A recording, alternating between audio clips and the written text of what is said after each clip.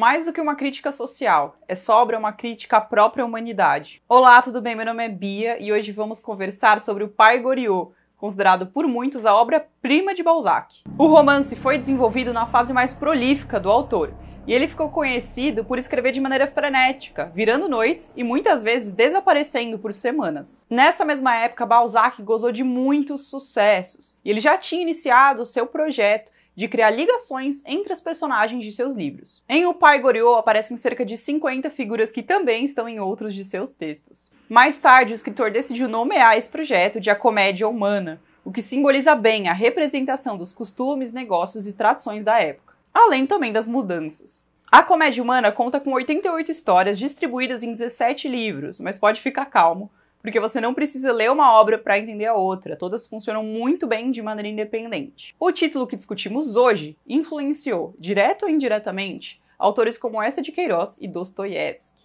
Então, se você quiser conhecer um pouquinho mais da obra, fique até o fim do vídeo.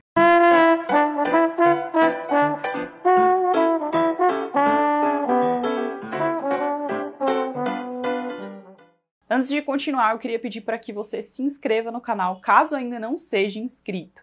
Vai te parecer algo simples e leva segundos, mas ajuda muito a compartilhar o conteúdo. Mas vamos à obra. A maior parte da história se passa na pensão da senhora Vauquer, nos subúrbios de Paris. O local foi usado pelo autor para representar um apanhado de figuras decadentes da sua época. Lembrando que estamos falando da época da restauração da monarquia na França, após a queda de Bonaparte. Bem, na casa da senhora Vauquer, os pensionistas se dividiam entre pessoas de ascendência nobre, porém empobrecidas, idosos já exauridos pelo tempo, os anos de trabalho, homens de discursos galantes, porém origem extremamente misteriosa, e jovens estudantes em busca de uma vida melhor. Nessa mistura conhecemos Goriot, jocosamente chamado pelos outros de o Pai Goriot. Descobrimos que no passado ele chegou à pensão como um rico comerciante de massas que se aposentou convencido pelas duas filhas. Alguém ali que veio da pobreza, era um simples operário e conseguiu construir a própria carreira, crescendo e subindo de vida. Isso tudo graças ao seu bom faro para o negócio. Após casar as filhas com homens muito bem posicionados socialmente, um deles inclusive conde, e de dar praticamente todo o seu rendimento a elas, Goriot procurou um lugar onde ele pudesse passar o resto dos seus dias ali de maneira modesta. Tinha naquela época uma certa reserva para que ele pudesse tratar das próprias necessidades. Porém, ele não contava com a ingratidão da família no caminho.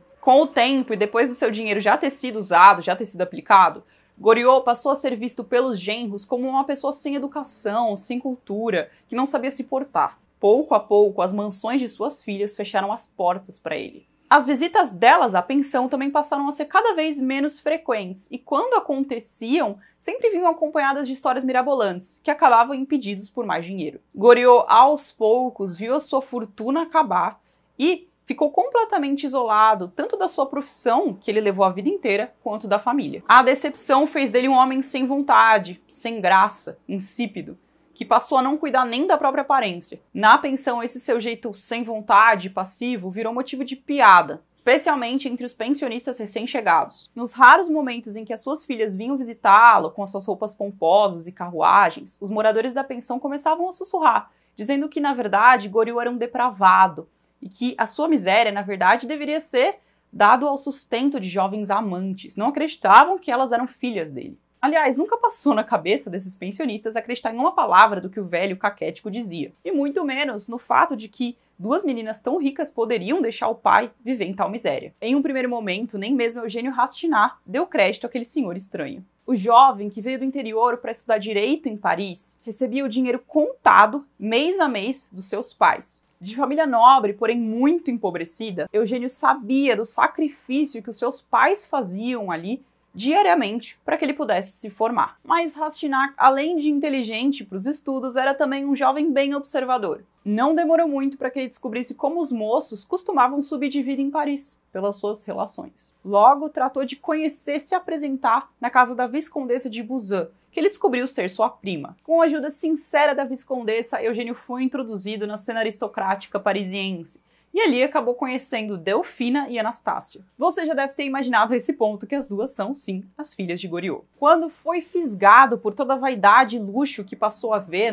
que passou a conhecer em todos os lugares que ele começou a frequentar, Rastina chegou a pedir dinheiro emprestado para sua mãe e para suas irmãs por uma carta, sabendo ali do sacrifício que elas teriam que fazer para enviar essa quantia. Tudo isso para que ele pudesse se vestir melhor e causar uma boa impressão nos círculos sociais. Queria se vestir de forma mais adequada aos seus novos planos. Enquanto Eugênio se envolvia até a alma nesse drama, ele passou a ter a atenção total de Vautrin, a terceira grande figura dessa obra. Vautrin era um dos pensionistas da casa da senhora Valquin e também um homem extremamente misterioso, galanteador, de meia-idade, forte, mas que escondia muita coisa. Em uma conversa estranha e desafiadora, ele admitiu conhecer todos os desejos e vontades de Eugênio e também a sua origem, falando ali quanto ganhava sua família, o que faziam as suas irmãs e todos os detalhes. Essa conversa, inclusive, terminou com ele fazendo uma proposta criminosa a Rastina. Não vou dizer exatamente o que, para não dar spoiler, para não estragar a sua experiência lendo, porém eu posso afirmar que essa oferta beneficiaria muito a ambos, porém exigiria uma vida em troca. Em seu discurso, inclusive, Vautrin fala sobre assumir o papel de um homem superior que se põe acima das leis e que consegue, assim, esmagar a sociedade e crescer. Ele diz: "Não acuso os ricos em favor do povo. O homem é sempre o mesmo, no alto, embaixo e no meio. Em cada milhão desse ilustre gado, encontram-se 10 sujeitos decididos a se colocarem acima de tudo, mesmo das leis. Sou um desses. Quanto a você, se é homem superior, siga em linha reta e com a cabeça erguida." Logo depois, ele também afirma: "Não há princípios, há apenas acontecimentos. Não há leis, há apenas circunstâncias. O homem superior abraça os acontecimentos e as circunstâncias para conduzi-los." Vautrin, que aparece como o tentador, quase o próprio diabo, balança a mente de Rastina. Logo, o moço percebe a contradição entre querer sentir-se bom e se afastar dessa proposta e dar continuidade a seus próprios planos, que não tinham nada de benevolentes. Nas páginas, Balzac trabalha maravilhosamente bem essas três figuras, todas cheias de contradição e tormento. Goriot, um homem capaz de construir um império do nada, com toda essa sensatez para negócios, que na verdade foi reduzido à miséria pela cegueira em relação ao egoísmo das próprias filhas. Rastignac, um jovem arrivista, com intenções extremamente dúbias, que ora nos lembra Julian Sorel, de Vermelho e o Negro, ora nos lembra Raskolnikov, de Crime e Castigo. E o próprio Vautrin, aberto a qualquer coisa para conseguir fazer valer a sua vontade. Além do esgoto moral de Paris, cidade que adora o dinheiro como a um ídolo, enquanto demonstra todas as suas falsas virtudes em bailes, Balzac critica em certa escala a própria humanidade. É, assim, muito mais do que mera crítica social. O egoísmo e a rebeldia fazem com que homens medíocres sintam-se superiores, quase invencíveis, quando tentam crer que podem escolher o que é certo e o que é errado. A sociedade que ama um espetáculo abraça esse tipo de indivíduo e deixa espaço para que ele cresça, destruindo tudo ao seu redor. A vaidade, quando bem alimentada, enterra qualquer virtude. E pior, ainda ganha aplauso por isso. Na sequência de acontecimentos, nós leitores seguimos o drama de Rastignac e nos perguntamos se ele dará de fato o próximo passo. Também conseguimos observar com muita profundidade tudo que está em jogo. Como eu falei, o livro foi um sucesso, mas nem por isso ficou isento de críticas. Alguns acusaram Balzac de retratar as mulheres de maneira injusta, ali como, enfim, egoístas e traidoras, e outros falaram que ele era imoral. Ideias rebatidas pelo próprio autor mais tarde. O fato é que a obra causou muito impacto, e é mesmo um daqueles livros que te fazem parar e refletir. Como o próprio Paulo Roney afirma no prefácio, a descendência desse livro inclui Crime e Castigo, do Dostoiévski, e O Mandarim, do Eça de Queiroz. Aliás, existe um trecho bem interessante nesse prefácio, em que ele diz: Raskolnikov é um filho de Rastignac, e ninguém sabe quantos filhos de Raskolnikov saíram da literatura para matarem o seu mandarim, ou, no melhor caso, para acabarem com os mandarins em geral, a fim de que a existência deles não constitua uma tentação perpétua. É claro que existem milhares de diferenças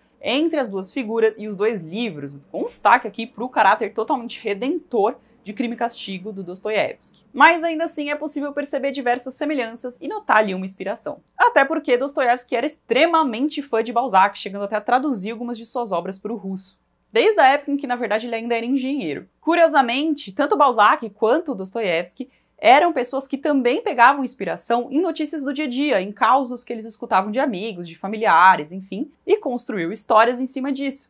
O Balzac, inclusive, disse que, na verdade, ele se inspirou pela história de um pai que foi deixado na miséria por duas filhas ricas. Entre outros casos também, dizem que, na verdade, o Vautrin é inspirado em um homem real. Mas eu não vou falar muito para não dar spoiler do livro, da história dele, que é bem misteriosa e interessante de descobrir enquanto lê.